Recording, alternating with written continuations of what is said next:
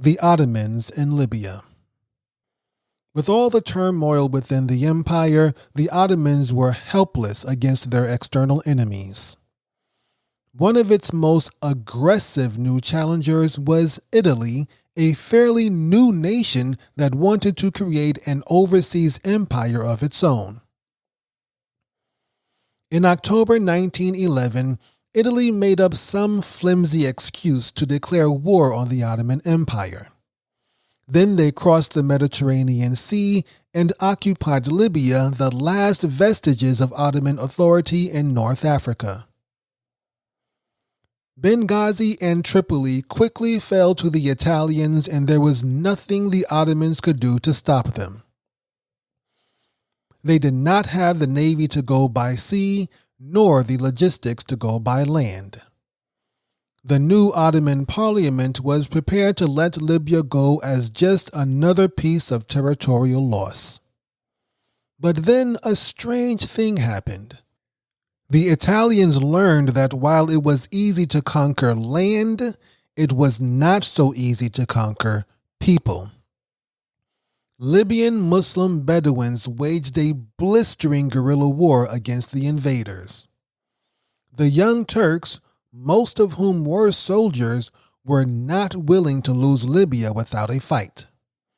Ismail Enver, now known as Enver Pasha, volunteered to go to Libya and assist the Bedouins against the Italians. The Ottoman Parliament approved and supplied him with the money needed to fund the operation. By the end of October, Enver Pasha and several other Ottoman officers, including a young officer named Mustafa Kemal, were leading the resistance in Libya. The Libyans flocked to Enver's cause, grateful to see the Turkish officers who represented the Caliph. One group, At-Tariqatu Sanusiya, the Sanusi Sufi order, was especially critical to Enver's mission.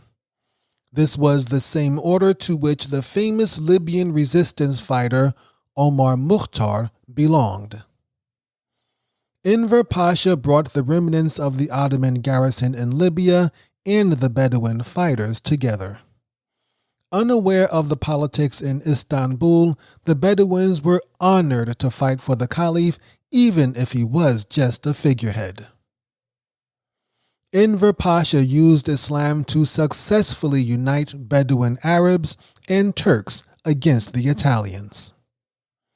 Enver and his Bedouin fighters were outnumbered and outgunned by the Italians.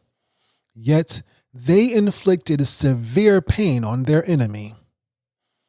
Italian troops were afraid to venture from their coastal garrisons. Italian rule only existed along the Mediterranean coast.